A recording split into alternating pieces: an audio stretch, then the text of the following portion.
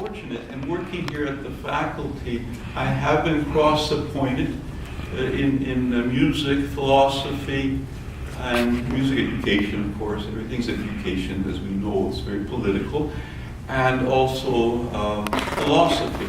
And I'm going to explain to you, because it's an important part of what I'm presenting today, is how do I understand aesthetic philosophy, if I can do that? Well, I think I can, because there was a very pivotal and fundamental sentence in my life. And I do believe sometimes a very short sentence can make all the difference in the world. And this one sentence, I feel, changed my life in terms of my interest in philosophy. And that sentence was by the philosopher Wittgenstein from his Tractatus, and he said ethics and aesthetics are one and the same. Now, there are many ways to interpret that within the context of the Tractatus, or so we're supposed to believe, but I have gone a little further than that, and I have made a point of studying Wittgenstein as much as I could, and also learning about his life, the biography, what he wrote, and himself, obviously, in the so-called published writings, and he had a very deep sense of morality, music, and aesthetics. And I think when he says ethics and aesthetics are one and the same, I really believe that is precisely what he means. And so my interest in philosophy has been to understand that sentence better, as much as I possibly could and can. And I still wrestle with it, but every so often a little insight creeps in and makes it much easier for me to deal and wrestle with that idea. So what topic have I ultimately decided on today? I was still debating that these last few days, but I think I've got the right one. I very much enjoyed the presentations today and my colleagues' work. These were all excellent presentations, and I thought, well, let's have a change. Let's shift somewhere else. And so let's go into this area of aesthetic philosophy. And I thought I could choose something that we all love, I believe, and that is music. It doesn't matter what music you perhaps love, but most of us, I'll say most of us, care for music in one way or another. So I thought I would take on the idea today of presenting the ambivalence and arguing for music itself as a philosophy. Some of you are thinking, oh, this is a soft-minded man, music as philosophy. And of course, its connection inevitably with philosophy of music. But I'm trying to look at this idea that somehow music can act as a philosophy. And to start us off, why don't I just start off with a story about Albert Einstein. There was in a very early biography, and this story hasn't been, people have not been keeping up with it. I'm trying to find out more about it, but unsuccessfully. But anyhow, it goes like this. Basically, Einstein, at the height of his life, after all his great fame and everything, one rather audacious reporter asked him a question. I'm paraphrasing this, and I'll even allow some historical fiction in my syntax. But basically it went like this. Dr. Einstein, why you? Of all the great physicists out there, and we're not saying you're not great either, why in heaven's name you come up with the theory of relativity, and other great physicists in Germany and elsewhere did not? How do you attribute how do you give us an explanation that attributes to that rather interesting phenomenon? And Einstein reportedly said, I've often thought about that myself. I am completely aware that there are other great physicists and great minds. But I attribute it to the music.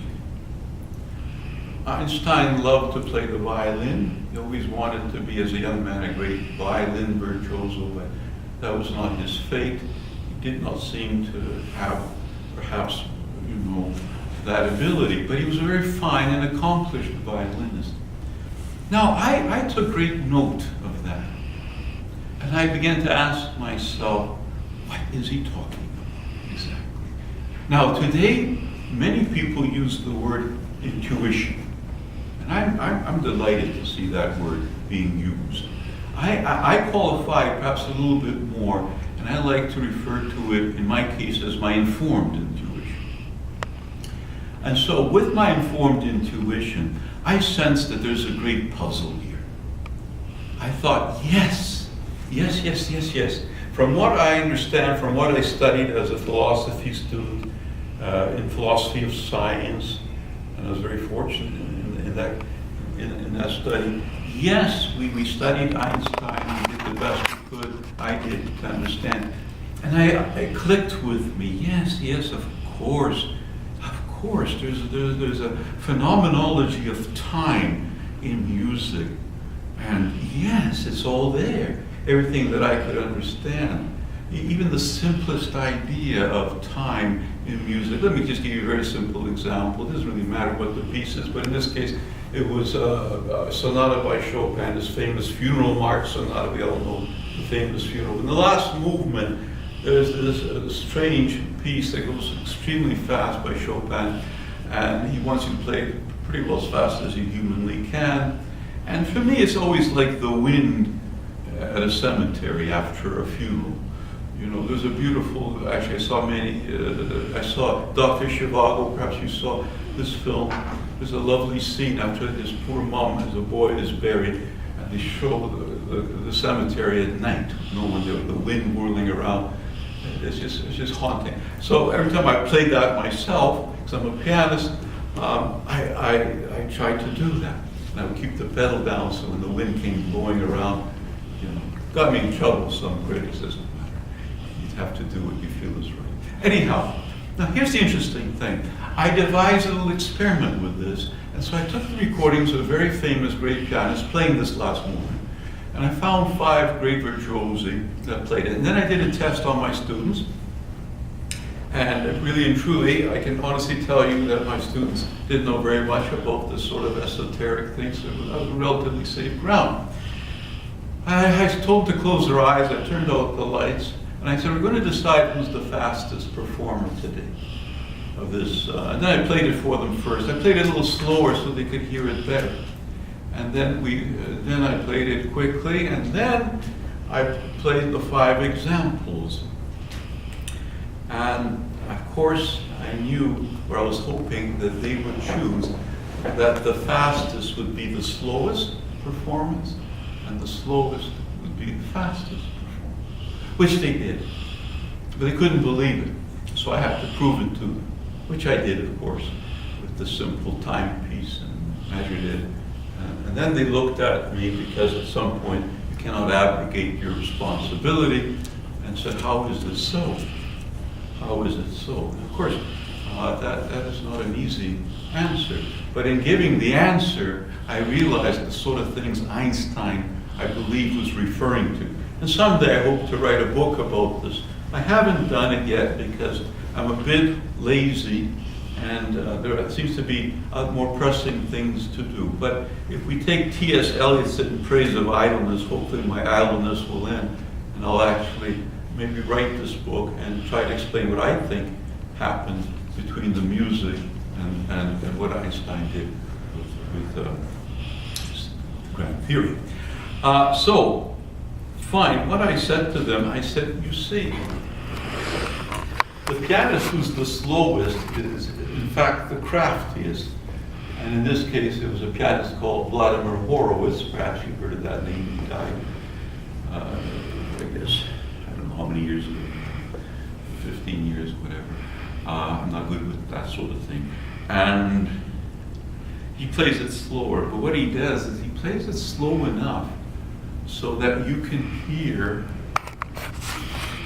the changes of harmony very clearly. He slows the harmony down so that the human perception of that sound is that you can actually hear it like this. The fastest pianist was Rachmaninoff. He played it much, much faster. But because he plays it so fast, the human ear now cannot hear this. Instead, the human ear synthesizes the sound, and you hear blocks of harmony moving slowly. And that is ultimately what the human ear latches on. And we had all the people in between, but it was the two extremes that was most important of all. Now, that's just a very simple. There's far more greater complexity, in music than that.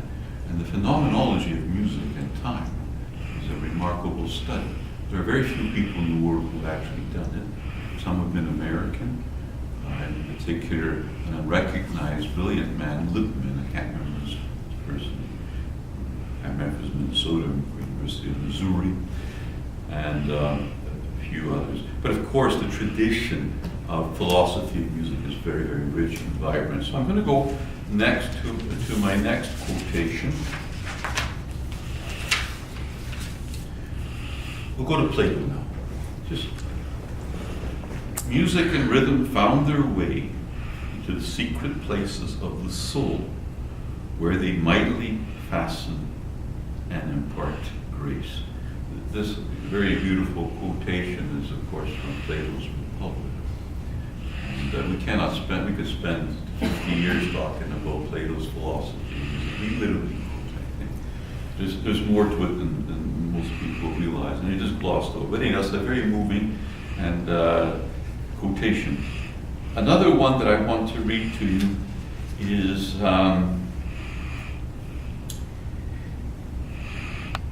Shakespeare, who is probably Kaufman was quite correct in thinking of him, and others thought of him as the first existentialist.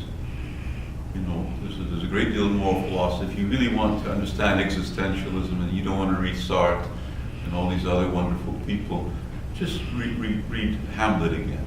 Read it very carefully. You'd be surprised at how many remarkable ontological, phenomenological, existential issues you will find in that. Anyhow, I take it not from Hamlet, though, I'm taking it from The Merchant of Venice, and I'm purposely doing this so that I'm trying to confuse you a little bit, but at the same time, I'm trying to want your intuition to pick up the connections here that I haven't really fully made for you as yet. So, for example, that man hath no music in himself, nor is not moved with concord of sweet sounds. I add, that man is fit for treasons, stratagems, and spoils. The motion of his spirit are dull as night, and his affections dark as arrows. Let no such man be trusted. These aren't stupid people writing these things. Well, we're not even sure who Shakespeare really was, and maybe someday we'll find out. I'd rather doubt it, but I think I'll just believe it was him and leave it at that. Okay, so a little more formality now. For the sake of a sense of direction, I borrow Russell Neely's title to his book on Wittgenstein's philosophy, From Mysticism to Ordinary Language, to characterize the procedure of aphoristic thought. So I'm going to present some of my aphorisms to you, which, by the way, a quick aside, I think we could do more of in our pedagogy. We don't really encourage aphoristic thought. They're difficult to write, they're very demanding, and I guess probably the most famous one to you would be Wittgenstein, and of course Schopenhauer, but they're a beautiful way to write. But as I say, it is very demanding, and I think there's excellent discipline. I would even urge you that, before writing a paper, a book, a thesis, whatever you may write, have your one sentence. It's a great exercise. It'll take you weeks to find it if you do your job properly. But once you have it, you'll know it. Anyhow, thus my initial aphorisms begin with music as a thing in itself, as striving toward a Kantian noumenon, and move toward the everyday practical concerns of music and our possible education from it, because, after all philosophies are educative for rather obvious reasons. There are no determinate limits to a philosophy of music. Unfortunately, this is also true of confusion. The following aphorisms, while hardly exhaustive of any possible gamut of music philosophy, strive to demystify some of the more common aesthetic quandaries and hopefully provide an opportunity for a wider field of discussion in terms of music as philosophy and, I guess, music philosophy. There's no really good definition of music, strangely enough. You pick up the dictionary, you'll read a definition, you'll see something, you'll say, yeah, that's music. Well, it's not that simple. It never is. It's like looking up the word good in the Oxford English Dictionary. Be prepared to spend many weeks reading the article. It'll do you a lot of good. Music, external and internal influences. Sound as silence, as potentiation of music. Sound and silence as potentiation of music precedes human existence. If music precedes existence, then it can never be defined in absolute terms of thought. Now, we could spend 40 minutes on that, but basically I'm taking the philosophical position that indeed music, we call it music, but sound precedes human existence. It's a crucial beginning. It remains thus, even if nothingness were an all-pervasive, encompassing silence. That is the silence of music, or music as silence. Silence as music in our culture may be perceived to be music by some, and not necessarily by all cultures, as the sound and silence that preceded our being. It is indeed music in everlasting potentiation. In this sense, sound can only be philosophically inferred as the other, outside music, which the pre-Socratic philosophers referred to mystically and metaphorically as the music of the spheres. It is that music outside of us and finds its origins in sounds indirectly related to us. It is what I prefer to call the sound and silence that define and are defined by each other in their potentiation from music. To put this in more ordinary language, if a human being decides that he or she or whoever has created music or written a composition or performed music, it can be absolute silence. Yes, John Cage demonstrated that many years ago now in his famous composition, I believe entitled Silence.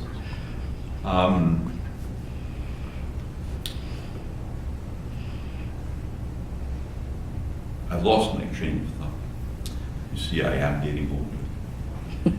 It went by me. I'm trying to recapture it. I'm afraid it's flown to the netherworld. Let me see if I can just recover it. The music of the spheres, and music finds its origins and sounds indirectly. Yes, okay, I do remember. Yeah, so as long as a person says, okay, here's a composition, and I'm absolutely convinced this is music. Well, I argue that it can only be music if another human being agrees with you. You only need one other person. One other person. If that one other person says, yes, I agree, that's music, you've got music. But if you're the only one, unfortunately, that's a private language. We all know about that. So, well, I won't go into that. We haven't got too much time for that either. But this is a general idea. Just give you a flavor, a certain flavor for it instead. Thus, this sound is music as potential or dynamis, if intended to be music and perceived as such. It is also the possible music or sounds of the environment and non-humans, such as whales, elephants, and monkeys. So often in our hubris, when we talk about music, we forget about the music of the animal kingdom. This is a grand mistake. A lot of studies being made in this, as you know, especially with the whales, it's the most popular in the nation. But the latter is our perception of their music, and not necessarily their own appropriation. In the former, we can use or intend the sounds of the environment to be music if these are perceived as such, as I said already, at least by one other person. Thus, all sound is music in potentiation. The notion of a possible pre-existence of music, as stated, is then defined by music as both a source and external entity. As an external inference, that is the possibility of such, music does not communicate with us. Rather, we utilize it through our own means of culture to communicate by it indirectly. It becomes our social construct, and thus not an absolute notion. If we had all day, maybe a year, I would love to focus here on the word indirectly. But unfortunately, there isn't that kind of time. But if you're interested, there's a major clue in the philosophy of Kierkegaard, if you study his work on subjectivity and what he means by indirect communication. I find a very close parallel for this kind of thought. You might find it as well. And all of a sudden, I'm trying to remember which book which one would I recommend for this the best? Completing Unscientific Postscript. There's an ironic title for it, right? Including Unscientific Postscript. So this source of music can be verified as it is implicit in our respective societies and world cultures. A music which possibly or inferentially precedes existence is of necessity part of that possible catalyst of sound waves identified by modern day physics by which the universe may have been formed. So you see, the pre-Socratics were not nuts. We must pay more attention to pre-Socratic philosophy. There's a tendency to give them lip service and then gloss over very quickly. But in fact, they were onto something. They were onto something, as they were with many other notions, as you know. For this reason, such notions, usually appropriated by world mythologies, have made it possible to worship music, perceive it as a supernatural force, or even view it as a possible cause in the Big Bang Theory. And of course, the relation to string theory, both as metaphor and as actual sound, as music, I would argue. And I think I'd be in good company with the pre-Socratic philosophers. Actually has great merit. And if you really want to go out of your mind, you can go back to Nietzsche, study some physics of light, and this stuff becomes even more frightful. I'm referring to eternal recurrence, which is dismissed, but perhaps there's more to it than meets the eye. Anyhow, music is embodied in experience that is appropriated by members of extant cultures for its own particular use. We can speak of music from within our personal experiences of it, but this can only be appropriated or understood properly by others when our description of it accords with that cultural aspect of music which is shared by others within that same frame of reference. Music cannot be related to language except in the sense of the above proposition. This is a thought that goes against most popular thinking. You know, everybody says, oh, music is a universal language. oh, it's a universal language. Well, it isn't. It actually isn't. I wish it were. Music is universally applied. Music is universally appreciated, loved, and practiced. It is not a universal language. You cannot interpret music into another language, as it were, music language, the way you can, to some extent, I say to some extent, interpret one language into another. But even that can be remarkably difficult when you start translating Being and Time by Heidegger from the German into the English, as my dear colleague Neil knows very, very well, as we both share many a conversation about Heidegger in some respects. Okay. So any other relatedness is based on conventional usage of music within its particular context, for the sake of emphasis. That is the context or shared experience of its embeddedness in its particular culture and practice. For this reason, music too cannot be a private language. It can only be a sign in the limited sense of a shared cultural experience in which it is embedded. Thus, a semiotics of music is only possible within that frame of reference. In its totality, music could only be grasped from within its externality, but this can never be. Hence the confusion that arises in philosophical writings on musical aesthetics. These notions of internality and externality are constantly and alternatively confused. This is especially so if one writes from the point of view of externality, either consciously or unconsciously. If it is outside of us, then why do we write about it?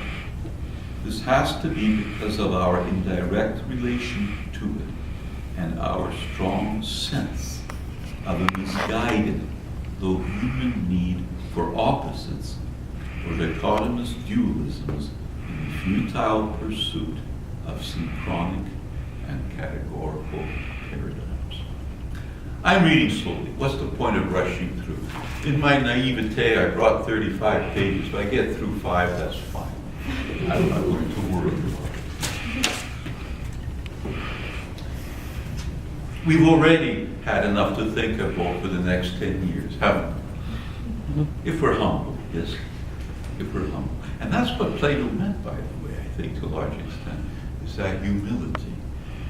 Not the humility of Isaiah Heap and Charles Dickens. I'm a humble man. He's a humble man. It's nothing like that, right? I mean, we're talking about grace here, right? Okay. Music evades, not consciously, as it were, but of a logical necessity, a direct relation to its external source as sound. Thus, it internalizes cultural appropriation.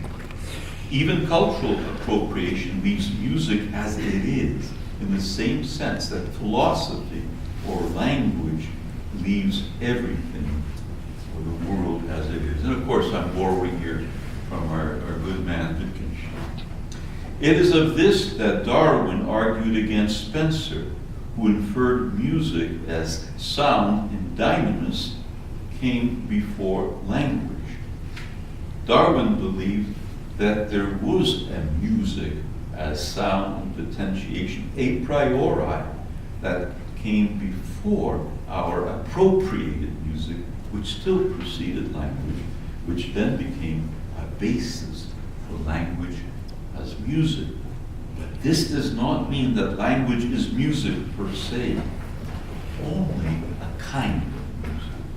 If James Joyce had possibly decided it to be a music such as found in the musical syntax of Freeman's Greek, that is, poetry as prose, then that is a private language accessible only to that individual and those who indulge the illusion in themselves or seemingly among themselves. Music precedes language in the sense that language is synchronic to existence. Existence of everything precedes that of conscious being. And music is both synchronic in an internal and external sense. This is why the pre-Socratics believed that only mystics, such as Pythagoras, could hear this external, inferred music of the spheres.